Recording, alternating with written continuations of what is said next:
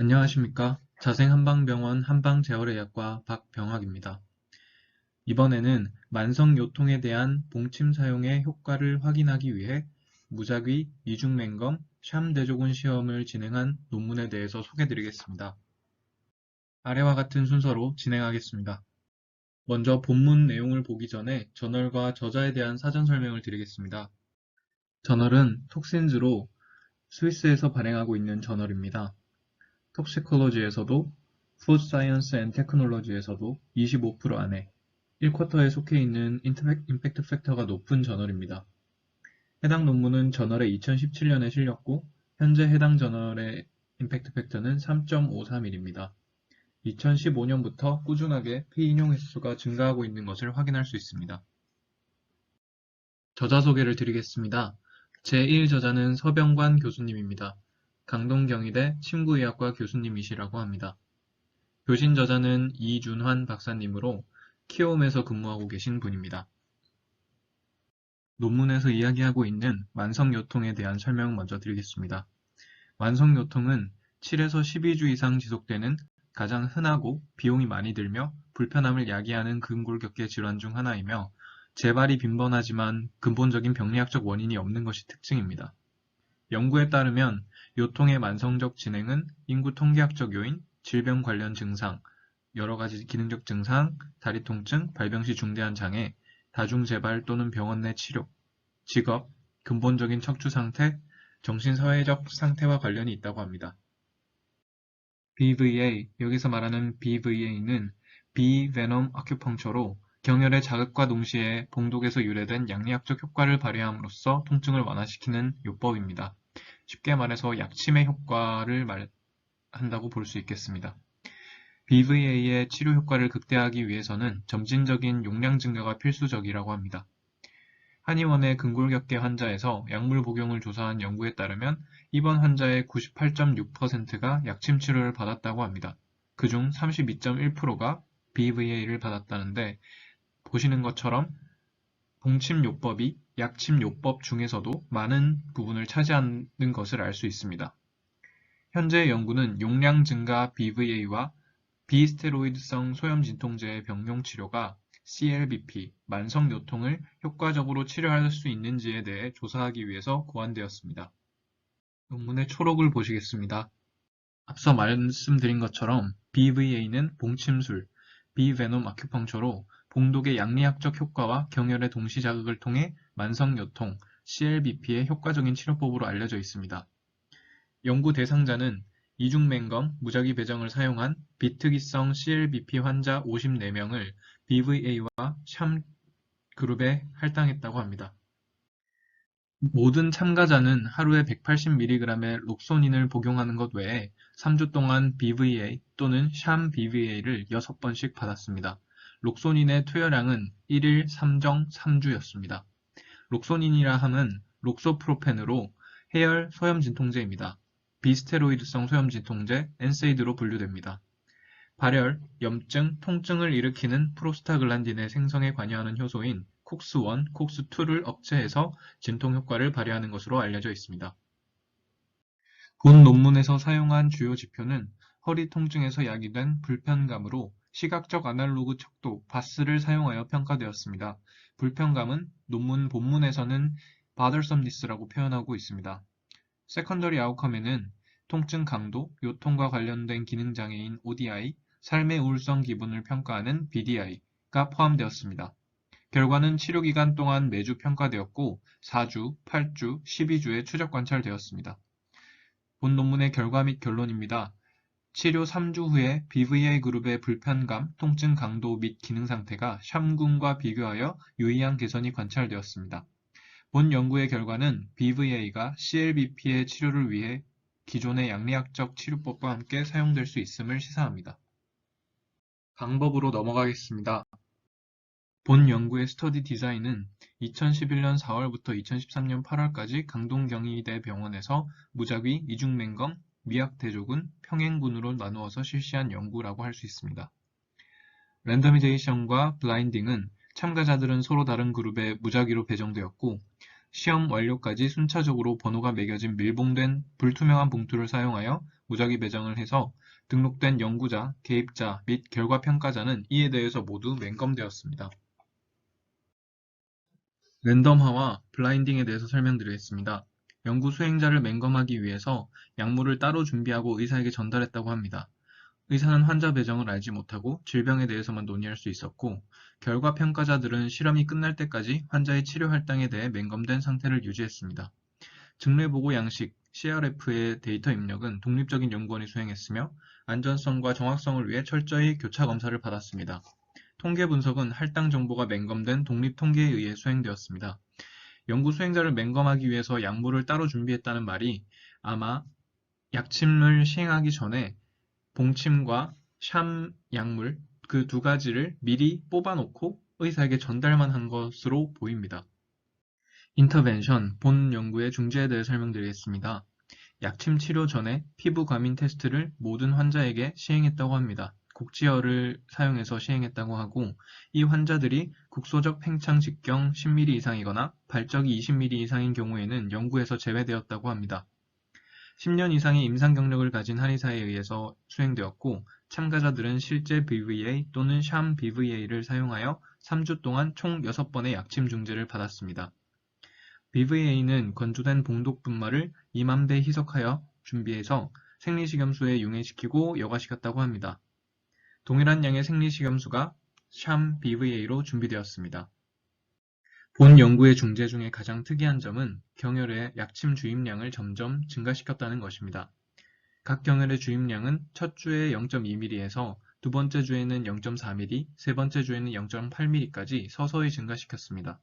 용량 증가 프로토콜은 한의사의 합의에 의해 결정되었고, 일반적으로 첫 번째 주사는 0.1에서 0.2mm로 시작하여 주입 부피 최대 부피가 0.8에서 1.2mm가 될 때까지 0.1에서 0.2mm씩 세션마다 또는 모든 다른 세션마다 증가시켰습니다. 신수, 기해수, 대장수, 백환수, 요양관, 명문, 현추 등의 10개의 경혈점에서 약침 시행을 하였고 0.5에서 1cm의 깊이에서 수직으로 시행하였다고 합니다. 가장 널리 사용되는 엔세이드인 록소닌, 록소프로펜을 BVA와 샴 그룹 모두에게 처방했다고 합니다. 본 연구의 선정 기준에 대해서 말씀드리겠습니다.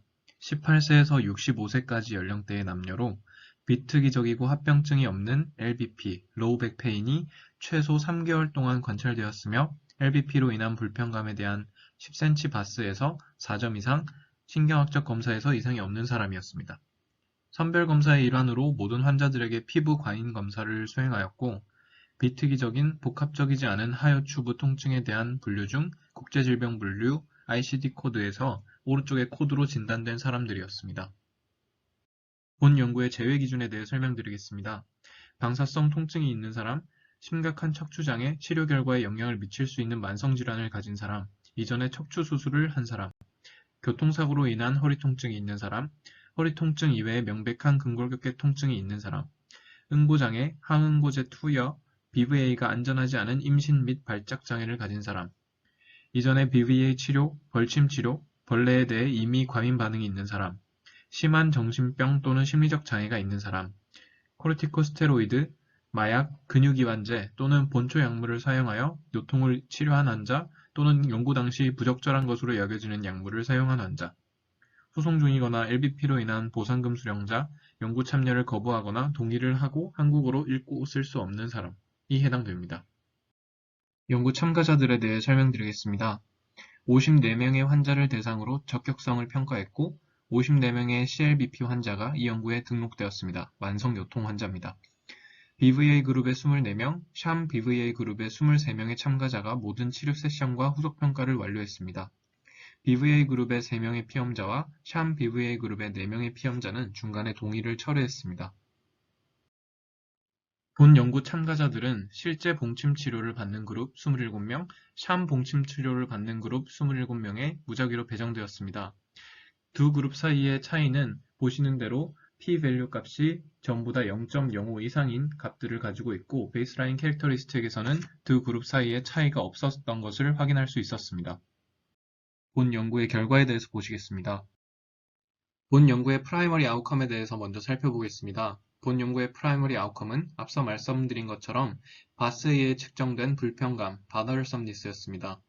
봉침과 샴침 그룹 모두 불편감이 크게 감소한 것을 확인할 수 있습니다. 오른쪽 bothersomness에 대한 그래프를 보시면 점선으로 표현된 부분이 샴침 그룹이고 실선으로 표현된 부분이 봉침 그룹이었습니다. 3주간의 VVA 치료가 샴침 그룹보다 우월한 것을 확인할 수 있었습니다. 감소된 불편감은 두 그룹 모두에서 치료 후에도 지속되었지만 두 그룹 간의 차이는 없었습니다. 3주까지 치료를 하고 4주부터는 팔로우업을 했는데 둘 다 처음에 비해서는 낮아졌지만 두 그룹 간의 유의한 차이는 없었다고 합니다. 세컨더리 아웃컴이었던 아래 지표들의 결과값에 대해서도 말씀드리겠습니다. 3주간의 VVA 치료 또는 샴 VVA 치료 후에 통증 강도가 두 그룹 모두에서 유의하게 감소했습니다. 임상적으로 의미 있는 ODI 점수의 변화도 있었습니다. 허리 통증 관련 장애가 두 그룹 모두에서 유의하게 감소했고 BVA 치료로 된 피험자는 샴 치료군에서 피험자보다 통증 강도 및 요통 관련 기능 장애에서 더 큰 개선을 보인 것을 확인할 수 있습니다. BDI 점수 또한 3, 4주 동안 BVA 그룹에서 유의하게 감소했지만 연구 전반에 걸친 샴 그룹에서는 유의한 차이가 관찰되지 않았습니다. EQ5D 점수가 증가함에 따라 두 그룹의 전반적인 삶의 질이 향상된 것을 확인할 수 있었습니다. 하지만 실제 BVA 그룹만 3, 4주에 유의한 개선을 보였고 샴 그룹의 EQ5D 점수는 치료 완료 후 일주일이었던 4주에서만 차이를 보였습니다. 그래프들은 앞서 설명드렸던 세컨더리 아웃컴들에 대한 그래프입니다. 앞서 설명드렸던 ODI, BDI, EQ5D에 대한 점수를 나타낸 그래프이고 그래프를 보시기에 앞서 실선이 BVA 그룹이고 점선이 샴 그룹인 것을 확인해 주시면 됩니다. 십자가 모양으로 생긴 요 모양들은 두 군 간의 차이가 있었다는 의미이고 별표는 해당 군에서 치료 전후의 차이가 있었다는 내용으로 봐주시면 되겠습니다. 따라서 이 그래프를 봤을 때 ODI에서는 치료 후에 대부분이 두 군 간의 차이가 있었음을 알 수 있습니다. 그리고 BDI 같은 경우에는 2, 3, 4주에서 BDI 자체에 봉침 치료를 받은 사람이 유의미한 차이를 보였고 3주에서는 위아래 군, 샴 군과 봉침 치료군 사이에 유의미한 차이가 있었음을 확인할 수 있습니다. EQ5D 점수는 마찬가지로 4주째에서 두 군 간의 유의미한 차이가 있었고 실선인 봉침 치료를 받은 그룹만 2, 3, 4주에 치료 전후로 유의미한 차이가 있었던 것을 확인할 수 있습니다. 테이블 3는 본인이 받은 치료에 대한 신뢰도를 조사한 표입니다. 두 군 사이에서 같은 질문을 하는데 나아질 거라는 기대, 다른 사람에게 추천을 할 것인지, 치료의 논리성, 다른 질환에도 효과가 있을 것 같은지 이런 질문들을 통했을 때 봉침치료군과 샴침치료군 모두 신뢰도 테스트의 4가지 범주 모두에서 높은 신뢰도를 보인 것을 확인할 수 있고 그룹 간의 유의한 차이가 발견되지 않았음을 확인할 수 있습니다. 다음은 이상 반응에 대해 말씀드리겠습니다. 봉침치료군 6명과 샴침치료군 4명에서 이상 반응이 보고되었습니다. 실제 봉침치료군의 4명의 환자는 미약한 가려움증을 경험했지만 치료 없이 완전히 회복되었습니다. 실제 봉침치료군 2명과 샴침치료군 4명은 비특이적인 불편감을 호소하였는데 두통이 BVA에선 1명, 샴에서는 2명, 일반 근육통이 BVA에서 1명, 어지럼증이 샴군에서 2명이 포함됐습니다. 두 군 간의 이상 반응의 발생에 대해 유의한 차이는 없었음을 확인할 수 있었습니다. 디스커션입니다. 본 논문의 결과는 용량 증가 프로토콜을 사용한 3주간의 프라그마틱한 BVA 치료가 불편감, 통증 강도, CLBP와 관련된 기능적 상태 및 삶의 질의 완화에 효과적일 수 있음을 보여주었습니다. 이러한 효과는 치료 기간 동안 관찰되었고 유해 반응 없이 9주간의 추적 관찰 기간 동안 지속되는 것으로 확인했습니다. 프라이머리 아웃컴인 bothersomness는 3주의 BVA 치료 후에 유의하게 감소하였습니다. 통증 강도에 대한 바스 점수도 유사한 경향을 보였습니다. 치료 후 경과 관찰에서 일주일 동안 지속된 통증과 통증 강도 감소를 확인할 수 있었습니다. 그러나 치료가 완료된 지 5주 후인 8주째 증상은 그룹 간에 통계적으로 차이가 없었습니다.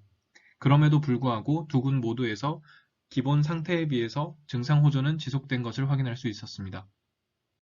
허리 통증에 대해 BVA와 샴 BVA를 사용한 비슷한 임상 연구가 있었습니다. 해당 연구는 통증 강도의 유의한 감소를 보였지만 그룹 간의 유의한 차이를 관찰하진 못했습니다. 샴 BVA가 통증 완화에 기여할 수 있다는 본 연구 결과에 해당한다고 볼 수 있겠습니다. 그러나 본 연구는 연구 기간 동안 봉독을 단일한 용량 대신 점진적으로 BVA의 양을 증가하며 사용함에 있어서 독특합니다. 본 연구는 매주 주입량을 점차 증가시켰고 해당 BVA의 증량이 이 연구에서 관찰된 전반적인 개선의 주요 요인이라는 것을 의미한다고 볼 수 있습니다.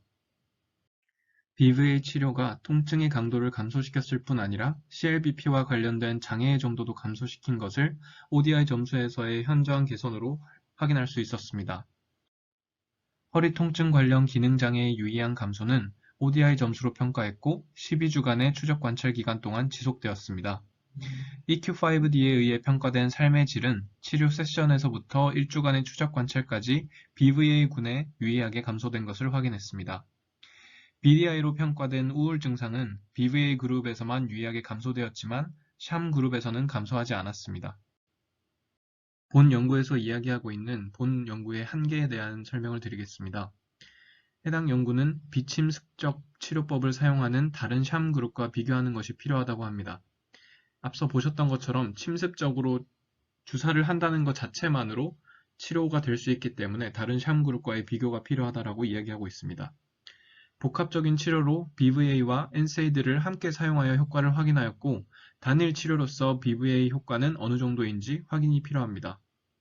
인간에서 최대 허용 가능한 주사 용량을 찾기 위해서 다른 농도의 BVA를 가진 그룹이 향후 실험에서 고려되어야 한다고 이야기하고 있습니다.